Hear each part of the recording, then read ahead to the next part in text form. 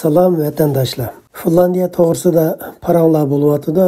Finlandiya davlati rasmiy shaklda NATOga a'zo bo'ldi. Finlandiya davlatining NATOga a'zo bo'lishi Rossiya davlatiga nisbatan eng nachar xabar bo'lib hisoblanadi. Rossiya davlatining nacharlishi bu bevosita Xitoy davlatining taqdiriga munosabatli ekan. Bundoq bo'lishiga sabab Xitoy hozir butun davlatining taqdirini Rossiya davlatiga chambarchas bağlagan ekan. Bu demek eğer Rossiya davlati gumron bo'ladi ekan, Xitoy davlatini birlikda so'rab mangdi ekan.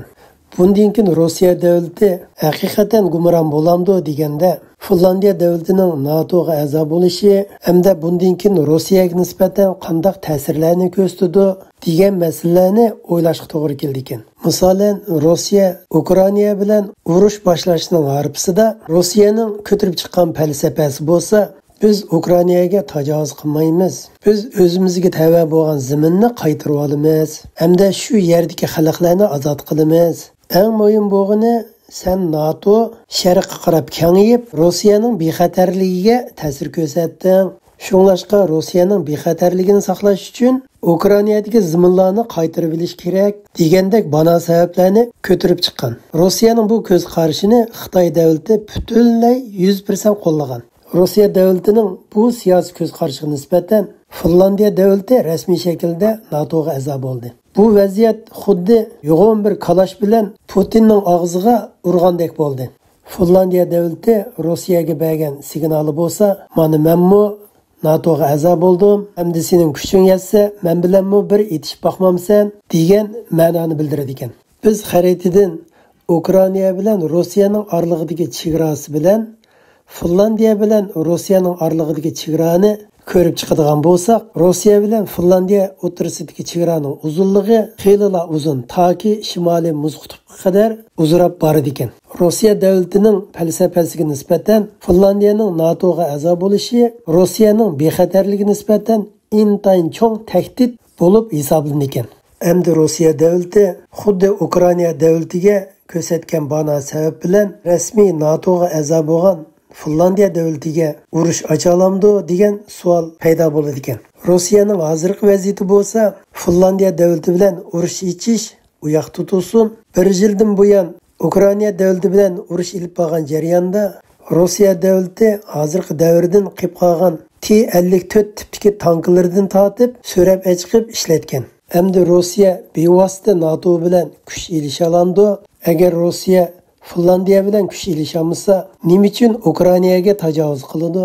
Xitoy davlati butun kuchi bilan Astriddan Rossiyaga keng ko'lamlik yordam qilgan. Natijasi qanday bo'ladi? Bularning hammasi bir-birisi bilan zich munosabatli bo'lib hisoblanadi ekan.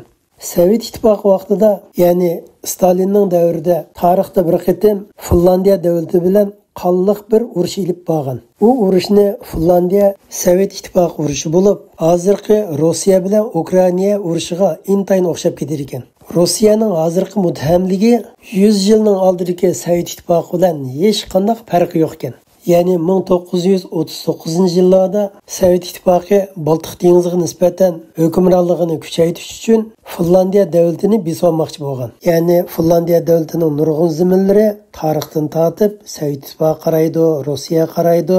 Xuddi hozirgi Xitoylar vatanimiz Sharq Turkistonni tarixdan tortib Jungoning ayrilmas bir qismi davoga o'xshash. Shuning bilan Finlandiya Sovet ittifoqi o'rtasidagi chegarada o'zaro to'qinish boshlanib ketgan. Hamda shu chaqda Finlandiyaning chegarasi Sovet ittifoqining Leningrad degan shahriga 36 kilometr yaqin bo'lib, Finlandiyaning chegarasi Leningradga bek yaqin bo'lib qoldi. Bu vaziyat Leningradga nisbatan tahdid. Bu tahdidning oldini olish uchun Finlandiya davlati chegarasini neri ektish kerak degandek mutham siyosatlarni ko'tarib chiqqan. 1939-yil 11-oyda Sovet ittifoqi keng ko'lamlik askar to'plab Finlandiya davlatiga tajovuz qilishga boshlagan. Finlandiya Sovet ittifoqi urushida Sovet ittifoqi 21 diviziya 500 mingdan ortiq askar avatgan. 2 mingdan ortiq tanka, 3 ming atrofida zambirak, 1000 dona aeroplan ishlatgan. xuddi hozirgi Rossiya bir haftada Ukrainani besib olamiz degan shaklda urush boshlab o'tgan. Shu urushning natijasida Sovet ittifoqining chiqimi Finlandiya davlatining chiqimining 10%ga yetib qolgan. Finlandiya urushida Sovet ittifoqining o'lgan askarning soni bo'lsa 250 mingga yetgan. Yordamlangan askarlarning soni bo'lsa 4%ga yetib qolgan. Bundan boshqa yana urushda vayron bo'lgan tanka, aeroplan, zambiraklarning soni intayin ko'p bo'lgan. Hamda Finlandiya askarininki o'lgan soni bo'lsa 26 mingga yetgan. O'lgan va yaralangan askarlarning sonini hisoblaganda 50 ming atrofida bo'lgan. Urushning natijasida Finlandiya taraf Sovet ittifoqi bilan tinchlik kelishimi tuzgan.